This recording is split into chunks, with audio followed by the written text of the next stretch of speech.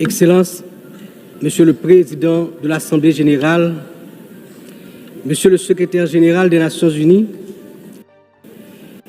Excellences, Mesdames, Messieurs les chefs d'État et de gouvernement, Mesdames, Messieurs les chefs de délégation, distingués délégués, chers compatriotes, j'ai l'immense honneur de représenter ici à la tribune de l'Assemblée générale des Nations unies, à un carrefour particulier de son histoire, le peuple haïtien, digne et fier, qui, malgré les tempêtes de tous ordres, a toujours su se relever. Première république noire du monde, Haïti porte dans ses entrailles la fierté d'une lutte héroïque pour la liberté et la dignité humaine. Elle se trouve aujourd'hui à un carrefour décisif. C'est donc avec le poids de cette histoire et l'espoir d'un avenir meilleur que je m'adresse à vous en appelant à la solidarité agissante de la communauté internationale. Permettez-moi tout d'abord d'adresser mes chaleureuses félicitations à vous, Son Excellence Philémon Yang, ancien Premier ministre du Cameroun, pour votre élection en tant que président de cette 79e session de l'Assemblée générale. Haïti se tient fermement à vos côtés et vous assure de tout son soutien tout au long de votre mandat afin de faire de cette session un succès pour l'ensemble de la communauté internationale. Qu'il me soit permis aussi de saluer l'excellente qualité du travail accompli au cours de la 78e session par votre prédécesseur, Son Excellence, M. Denis Francis de Trinité et Tobago, qui a su conduire les travaux avec dextérité, sagesse et leadership.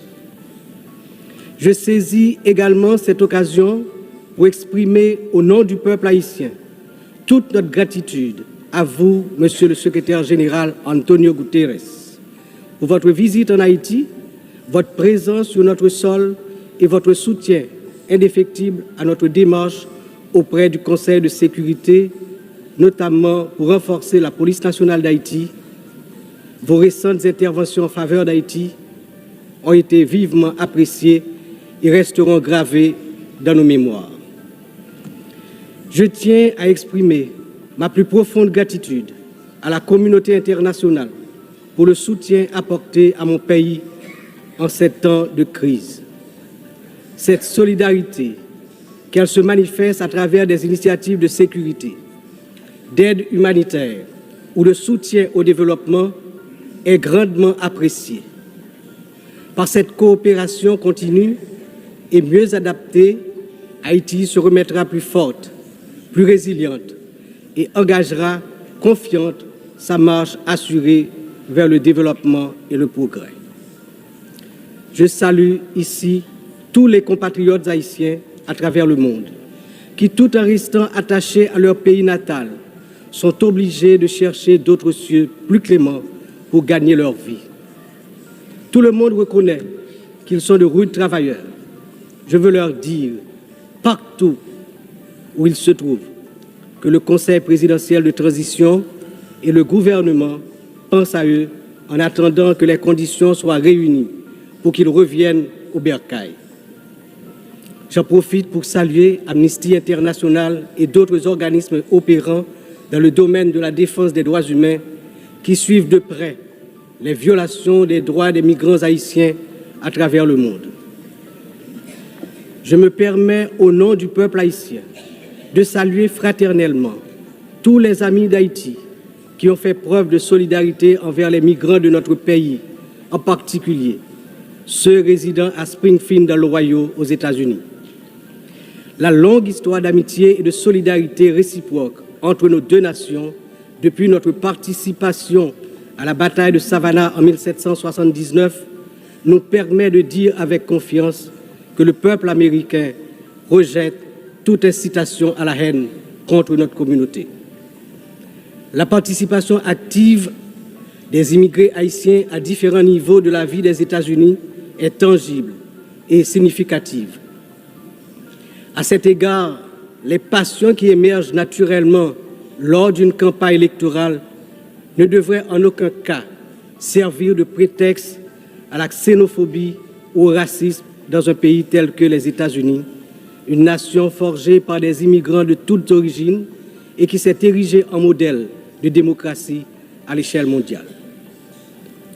Monsieur le Président, Excellences, Mesdames et Messieurs, le thème de cette 79e Assemblée générale, ne laisser personne de côté, agir ensemble pour la paix, le développement durable et la dignité humaine des générations présentes et futures, résonne profondément avec les défis majeurs auxquels le monde est confronté aujourd'hui. Ce thème est un appel urgent à l'unité et à la coopération internationale dans un contexte où les inégalités, les conflits et la crise climatique exacerbent la vulnérabilité de millions de personnes à travers le globe. Alors que de nombreuses nations peinent à atteindre les objectifs de développement durable, il est plus que jamais nécessaire de garantir que toutes les voix, en particulier celles des plus marginalisées, soient incluses dans les processus de décision mondiaux. Cette thématique revêt également une importance capitale dans le contexte de la crise actuelle en Haïti.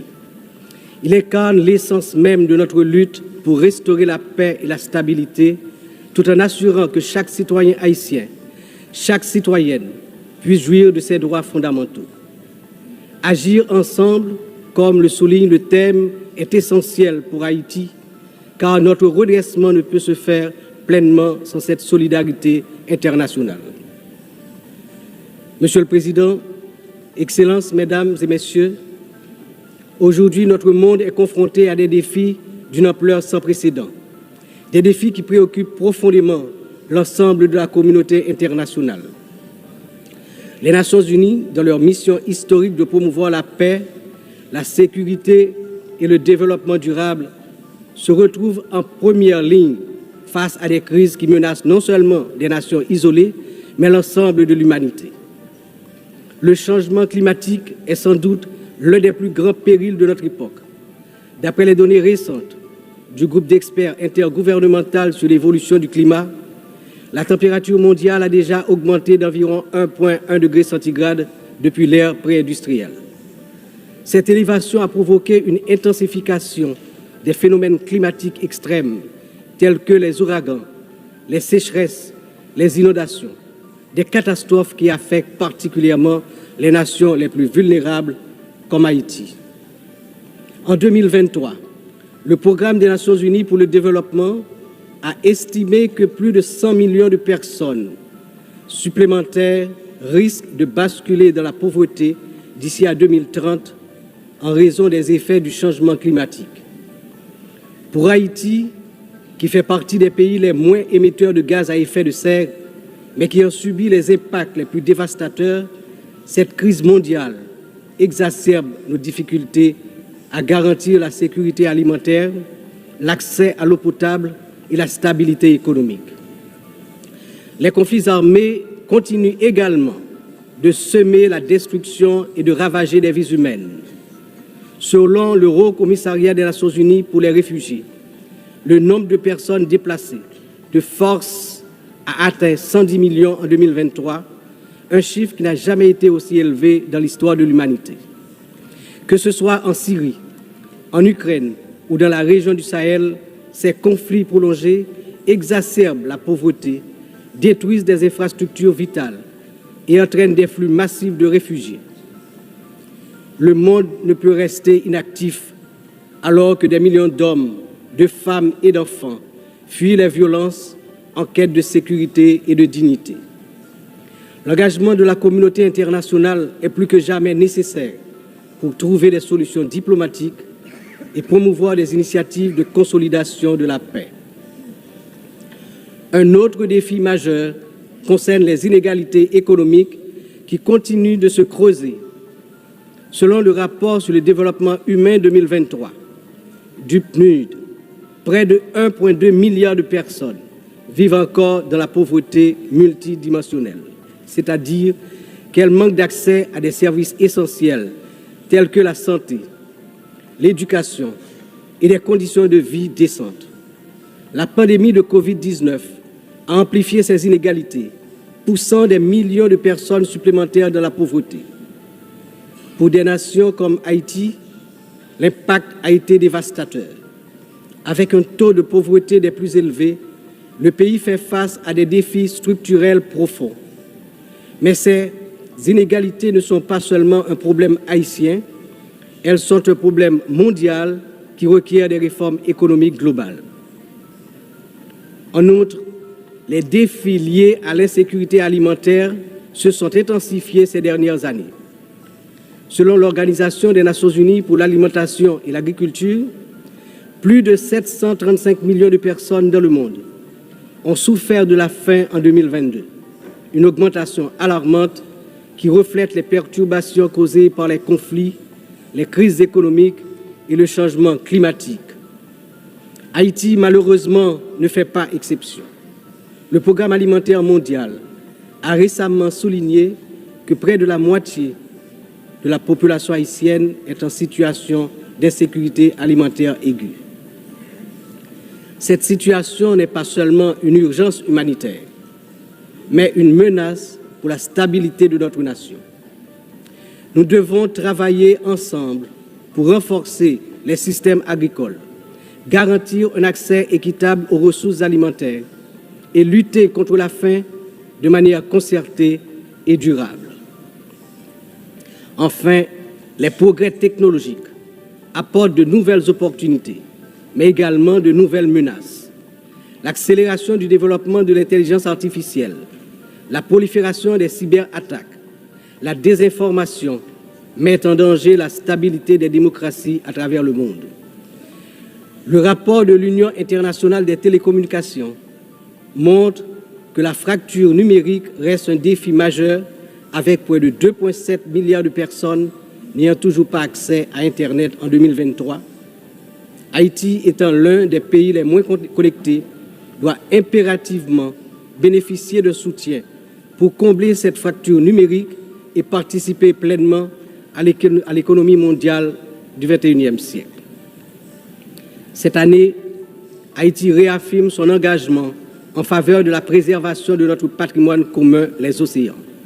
C'est pourquoi j'annonce aujourd'hui avec fierté que Haïti signera l'accord sur la biodiversité marine au-delà des juridictions nationales, adopté le 19 juin 2023 et ouvert à la signature depuis le 20 septembre 2023.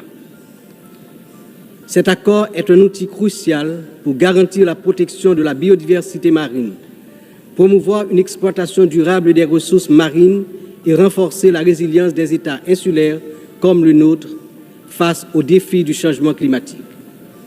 Haïti est déterminé à collaborer avec la communauté internationale pour s'assurer que cet accord profite à toute l'humanité, tout en contribuant à la protection des écosystèmes marins dont nous dépendons tous. Ces défis mondiaux ne peuvent être relevés que par un engagement renouvelé en faveur du multilatéralisme, de la solidarité et de l'action collective. Haïti, malgré ses difficultés, se tient prête à collaborer avec la communauté internationale pour surmonter ces crises et bâtir un avenir où la paix, la justice et la dignité humaine triomphent. Mais nous ne pouvons y arriver seuls. C'est ensemble que nous devons agir pour garantir que personne ne soit laissé de côté. Excellences, Mesdames, Messieurs, en proclamant l'indépendance d'Haïti le 1er janvier 1804, le général Jean-Jacques Dessalines, père fondateur de notre patrie, a donné aux droits de l'homme leur caractère universel.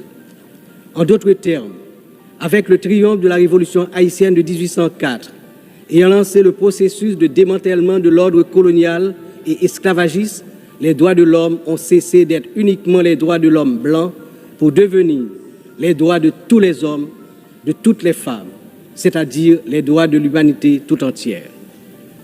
À ce titre, en tant que représentant de la République d'Haïti, porte-parole officielle du peuple haïtien, je me vois dans l'obligation d'attirer l'attention des dirigeants des grandes puissances sur le danger de guerre nucléaire menaçant l'existence des peuples sur tous les continents. Dans cette optique, au nom de la République d'Haïti, je lance un vibrant appel aux chefs d'État de tous les pays membres des Nations Unies pour leur demander d'éviter à l'humanité le péril de la fin de la civilisation sur Terre.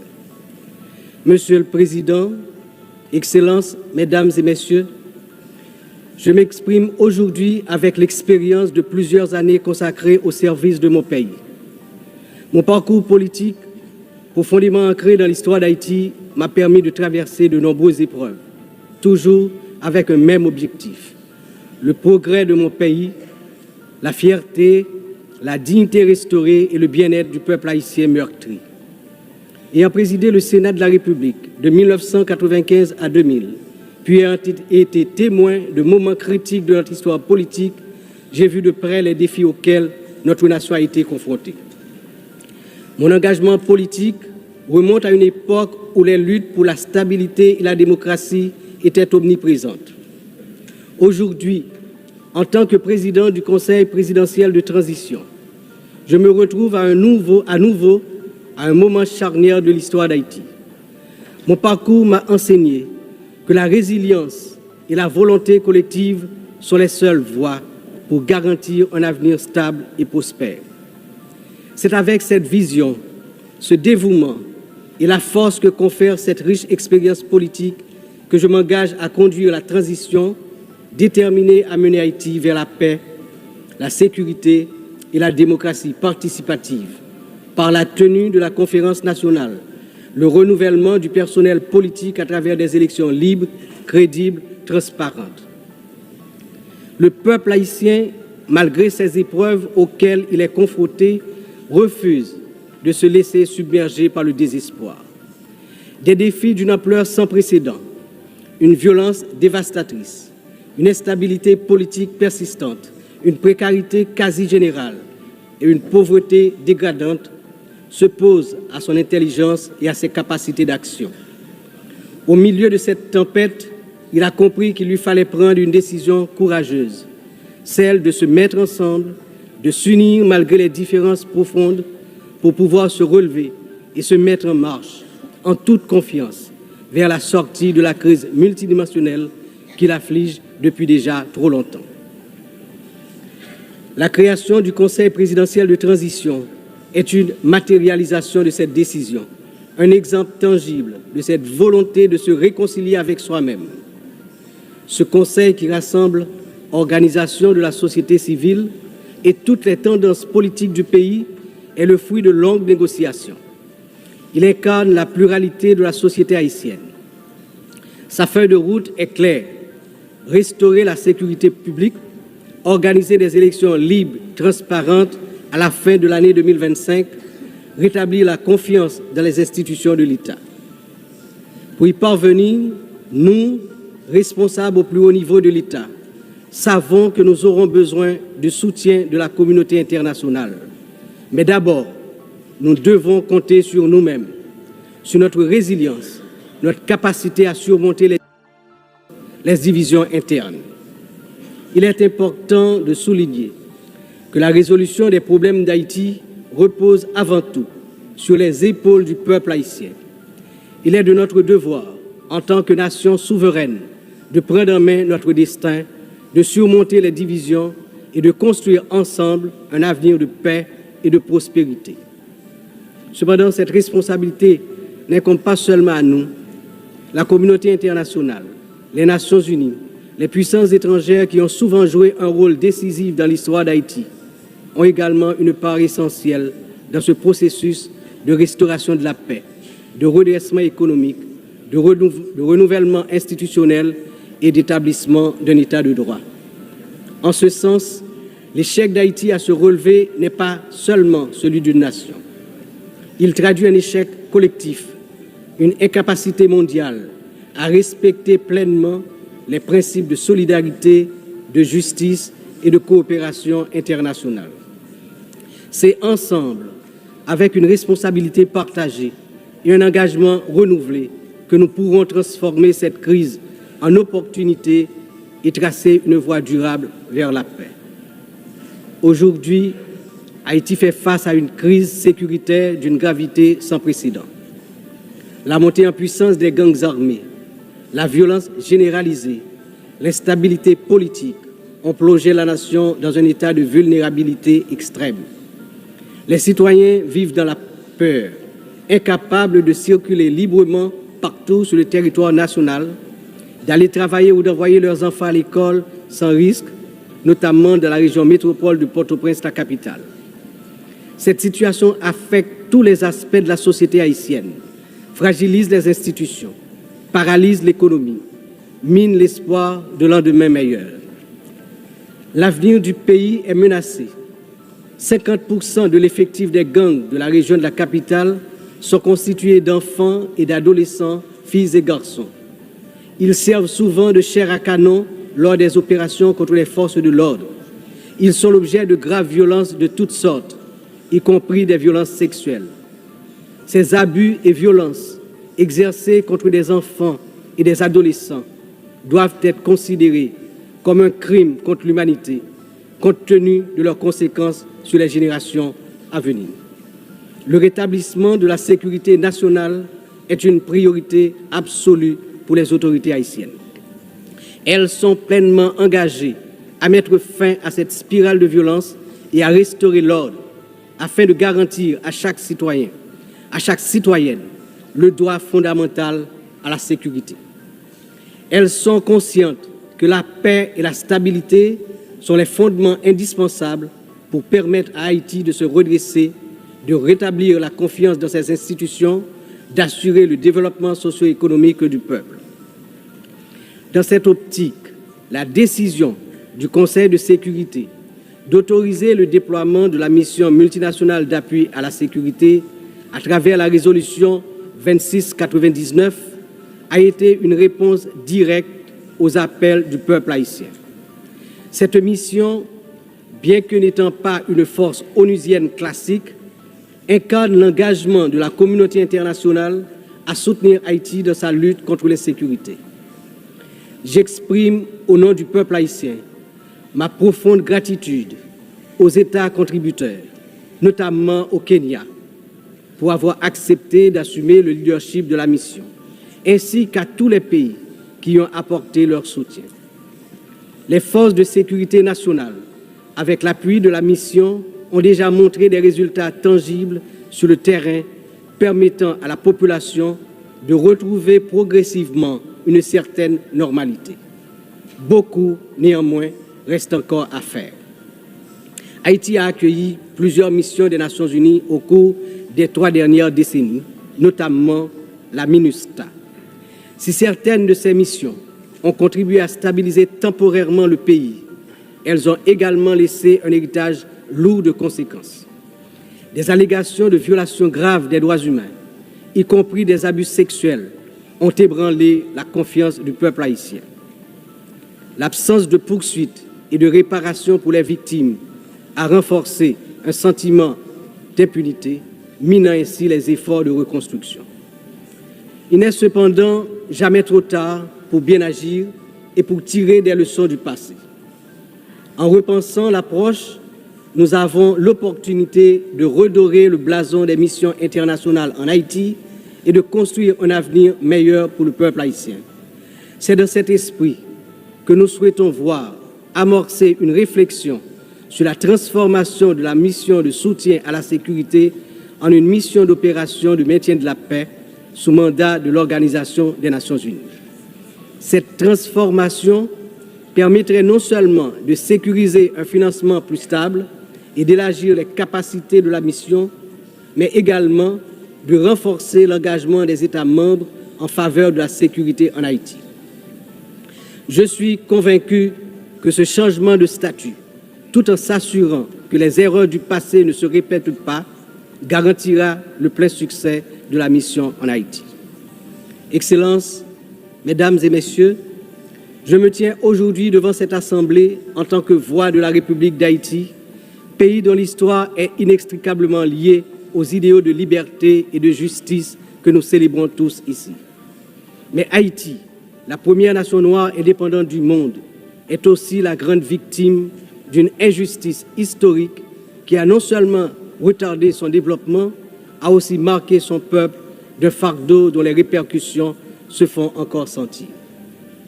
En 1825, à peine 21 ans après avoir gagné sa liberté au prix d'une lutte héroïque, Haïti a été contrainte de payer une dette colossale à la France, pays colonisateur, en échange de la reconnaissance de son indépendance. Cette rançon imposée sous la menace a siphonné les ressources de la jeune nation, la plongeant dans un cycle infernal d'appauvrissement dont elle peine toujours à sortir.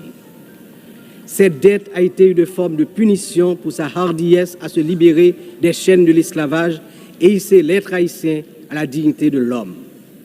Elle a été une pénalité injuste qui a asphyxié le potentiel économique et social du peuple noir d'Haïti pendant des générations.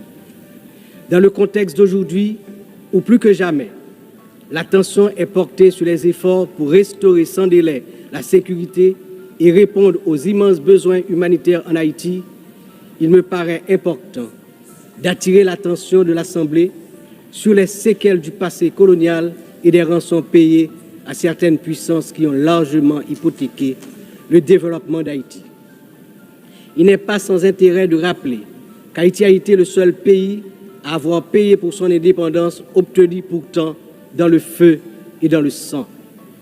À la veille du bicentenaire de cet événement inédit dans l'histoire du monde, n'est-il pas venu le moment de la restitution des montants consentis? À cet égard, mon pays s'est félicité des propositions formulées par un certain nombre de gouvernements et également certaines agences des Nations Unies pour des actions concrètes en vue de la reconnaissance, la réparation et la restitution des torts du passé.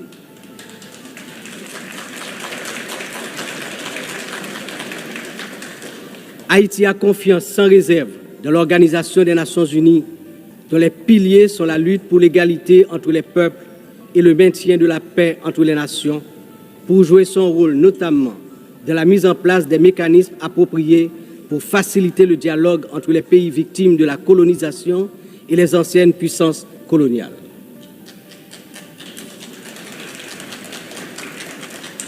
Ici, à cette 79e session de l'Assemblée générale, Haïti est par mon entreprise, non pas simplement pour revendiquer une réparation, mais pour poser une question de principe, celle de la justice immanente. Ma démarche est résolument engagée, structurée et bien documentée. Le Comité national de restitution et réparation, en collaboration avec la Commission des réparations de la CARICOM, a déjà entrepris des travaux exhaustifs sur ce sujet. Nous demandons la reconnaissance d'une dette morale et historique et la mise en œuvre de réparations justes et appropriées qui permettront à notre peuple de se libérer des chaînes invisibles de ce passé injuste. Excellences, Mesdames et Messieurs, l'histoire nous enseigne que les nations ne se relèvent pas dans l'isolement, mais dans l'union des forces, dans l'engagement résolu à bâtir un avenir commun. Haïti, cette terre qui a offert au monde un symbole de liberté inébranlable et qui a aidé plusieurs nations à se libérer du joug du colonialisme barbare, ne cherche pas la charité, mais la justice, le respect,